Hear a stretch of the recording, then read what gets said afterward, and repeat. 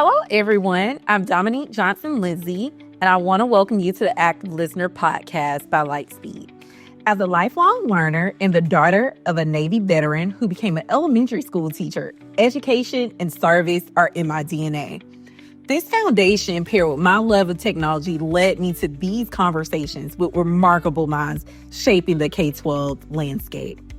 Join us as we amplify these vital voices and explore how active listening remains foundational to educational excellence. Whether you're an educator, administrator, or someone passionate about the future of education, there's something here for you to learn. Thank you, everyone, for joining us for another episode of the Active Listener podcast. I am Dominique Johnson-Lindsay, the host, and today I have a really special guest joining me. So I have Dr. Lisa Dailey. So Lisa is based out of Oregon, and she is in school leadership. So before we get started, Lisa, I'd love for you to just introduce yourself. Hi, everyone. I am Lisa Dailey. I'm a middle school principal, and I have been in education, I think, now for 17 years. Oh, my goodness. So 17 years, that is so long. So I have to kind of start there with why education? I'm always curious because obviously being a principal is definitely like hands-on role. And so I'm always curious about like what is keeping people inside of the school. So why education?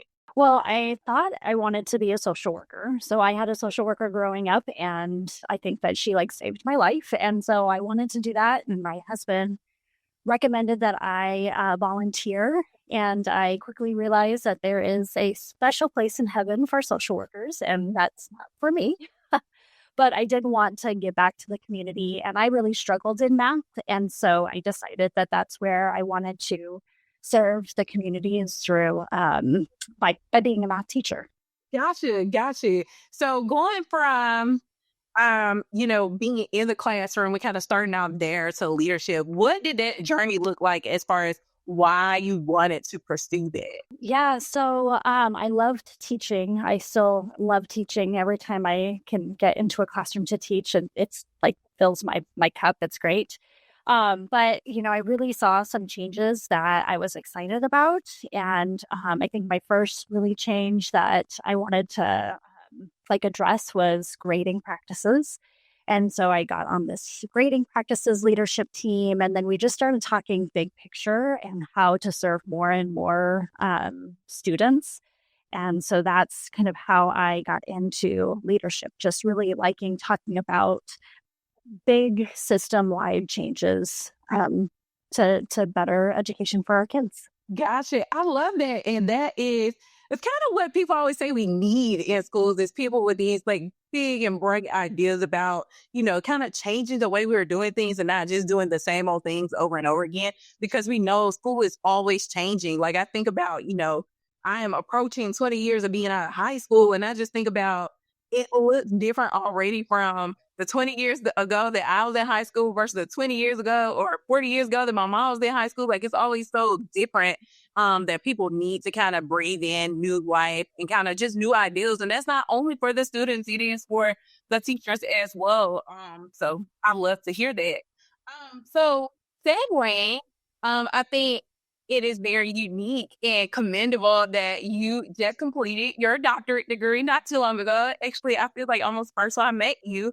Talk to me about what the process was like for your program and ultimately what you decided to kind of like focus your dissertation on. Yeah, so I mean, the program was 3 years, and it was really great because I found a university that it was majority online, and so it allowed me to be a parent and a wife and an educator as well while pursuing my doctorate. And so so it was 2 years of coursework, and then 1 full year within that coursework time um, of research and look into the topic. My topic was I really wanted to center around at-risk youth at the middle school level, just because there's a lot of interventions in the elementary level and at the high school level, but middle school kind of gets forgotten about, and it's such a crucial time of development for youth. And so that's where I decided to focus on. That's such a unique like world to wrap your mind around, because I feel like middle school is when you are truly like forming like this kind of identity that will carry you. But at the same time, it is such that middle age that it's like, you don't really know enough yet. We either have to tend to the babies or we have to get college ready. So talk about, almost like what is the middle school experience like as a leader of middle schoolers? How do you kind of figure out like where to focus in on? Mhm. Yeah, no, that's a great question because it really is a wide spectrum, right? You do have these babies who are just coming out of fifth grade. And, and in some cases, some of their behaviors are very elementary. And then you have eighth graders that some of them look like they are 10th or 11th graders, right? They have beards and they're taller than you are. And yet they still they're very immature in their thinking, right? Like, so that's what, we focus on is like the development of their brain is that even though they look like adults, they don't have the brain capacity or the development of an adult just yet. And so one of the things that the research really shows is that using like a universal screener and making sure that we are tending to the data, like what is our data and telling us, including what our kids are telling us, right? We can't ignore their experience. So when you overlay, any internalizing behavior screeners, to look for depression, anxiety, because a lot of kids, they suppress it and it's hard to identify. But when you have the externalizing behaviors, when kids are punching walls, like we can respond to that very easily. And so using all of that to focus on, to create our focus for the year is really crucial. And there's just so many things. And there's so many things also to decide on. And so, including families to make sure that we are responding to, what they're hearing around the dinner table. That's what I always ask my families. I'm like, what is your kid telling you around the dinner table? Because it might be completely different than what we experience with them here. So that's so interesting you say that, because I think the one thing that always comes to mind for me is there are so many competing like goals at school. Always probably the one that currently get forgot about the most. And I think within the last, I've probably been in K-12 almost 5 years now, like working with this space, is this push for the social emotional learning kind of side of things. Mm-hmm. Because I think it's kind of brought to our attention by social media and what we're experiencing as adults, but I think kids experience it at a whole different level. Mm-hmm. So I guess my question is more rooted in how do you incorporate that into the schools, whether it's for students really or for teachers that are handling these students with these kind of needs? Yeah, I mean, in Oregon too, I think it's mandated that we provide SEL lessons to our students, but really it needs to be embedded in every interaction that we have with students and in every content. So it can't just be this one thing we do in isolation 20 minutes a week. Because, we're all made up of our emotions and that comes out in our behavior and it's influenced by our social interactions. I mean, it's not just something that happens in isolation. And so yes, we do the mandated SEL curriculum that we need to. But more than that, it's about building relationships and creating a school where students feel like they belong and they're connected to them, to their peers and the staff here. And so that's kind of, our approach to it is more of, interwoven in everything that we do. So I think building on that, one of the things that comes to mind for me is there is, as much as it's mandated in Oregon or other, states, there is always kind of a subset of people, I'll say, that kind of say like we need to focus on almost the main thing, the instruction, right? Like that's just kind of what comes to mind for me. And of course, this is generational difference or whatever. But talk to me about how you explain to whether it's friends and family or just other people inside the school about the importance of this kind of work, and what are the long-term impacts that can happen with kids if these needs are not tended to? So I think that with any content area or just with whatever learning, you have to have some sort of relationship with the student to get them to see the importance of it and to like spark their curiosity, right? So that they can make those connections themselves. And we have students who bring in lots of trauma, you know, who leave the car after having a fight with a parent. And if we just put them in a classroom and say, okay, now you're going to learn math, and we're, you 12-year-old you have to put all that aside. That's not going to happen. And so that's where we talk, like how we talk about building relationships with kids is to get to know what their experiences like are at home, so that when they enter the classroom escalated, you already have some things kind of in your tool belt to like help de-escalate them or to redirect them in a way to get their brains ready to learn. Because then the long-term implications, right, is that they're not going to be ready for high school, which then in turn means that they're not going to be ready for whatever post-secondary path that they choose to take. And, that's what we really want to do. We want to open as many doors as possible for kids for their future. And middle school is equally as important as high school. We don't have credits, but we are getting them ready to learn in high school. And it's hard too because, the students who really have or who are most at risk, it only makes up like 3 to 5% of the population. And so I think that it's easy for us to say, well, they're not our problem, or put them in, this intervention class and that person will help them.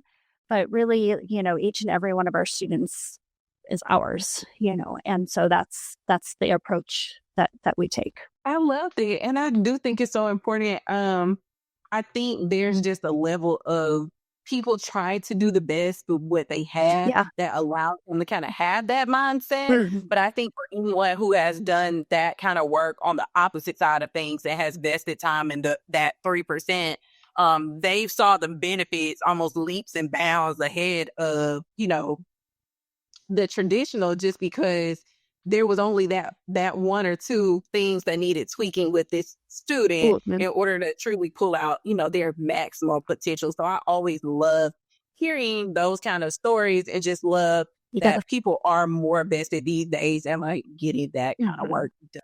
Yeah. Yeah. So I know that doing that work can just be taxing. So talk to me about what it looks like as a leader for yourself, as well as supporting your staff, what can be seen as such a heavy load sometimes. It is. Yeah, I think that, the approach that I take is that like we have like these school-wide systems to support students. And so I always like when we're getting ready for our in-service for next week, that's what we're going to lead with. Is like this is what the data is telling us. This is what our students are telling us. And so these are the school-wide changes.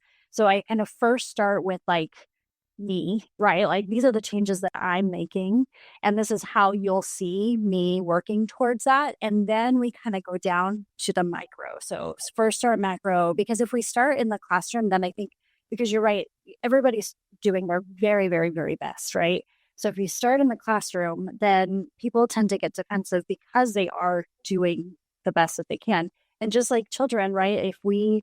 If we activate that emotional piece of their brain, then they're not going to hear anything else that we're doing to support them. So we start with that, and then we work our way into the classroom and talk about, okay, so what kind of support do you need from us to make sure that like our vision is met for kids?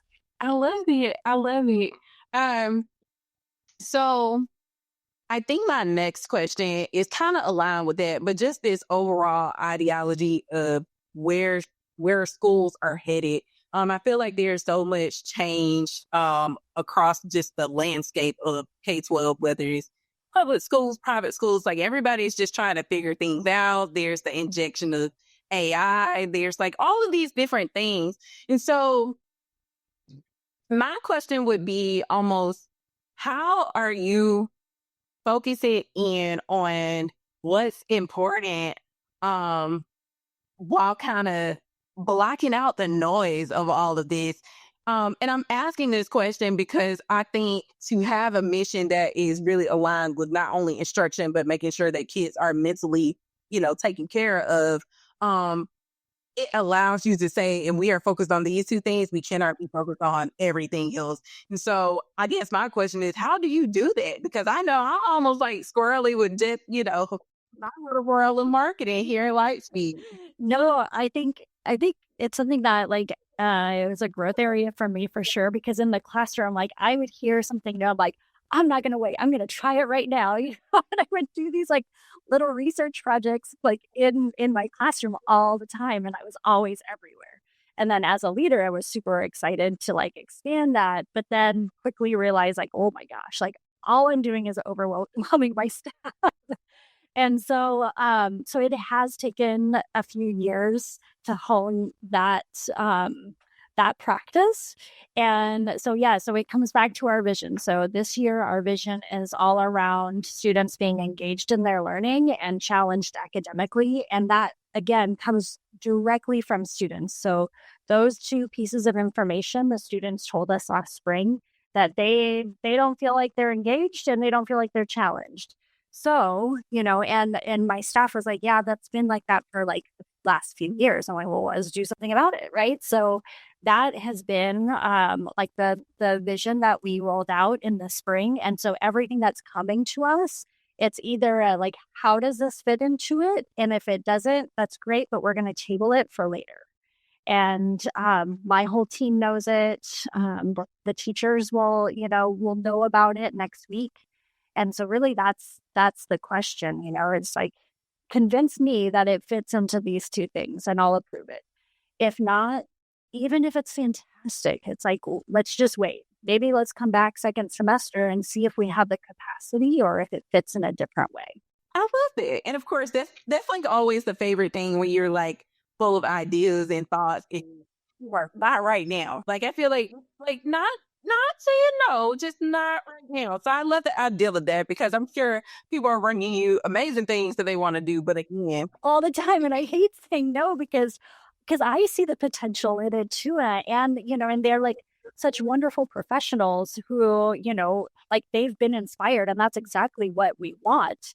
But it's that, okay, how does it align? And if not, and everybody has always been so good and gracious about it. And I think that was part of my fear, as a new leader was, like crushing people's dreams and and they didn't take it that way. And so it's been helpful. good, good. So my last kind of question is related to the future. So what are you excited about specifically for the future of your school, but then as well as the future of like K-12? Like what do you think about where you're like, oh, I can't wait till we get to this point, or I can't wait for us to do this thing? Yeah, I think for my school, I just feel really privileged that I'm in a building where people are just ready to shake some things up for the, for students, for kids and for their families. And so I'm excited about that. It for the future, I think that just having some conversations around the importance of identifying students who are struggling with anxiety, depression, and not making it something that anybody should be ashamed of, but more of, we can walk alongside you and we can identify those risk factors and we can still support you through your education so that you have just as much access when you graduate high school that everybody else has.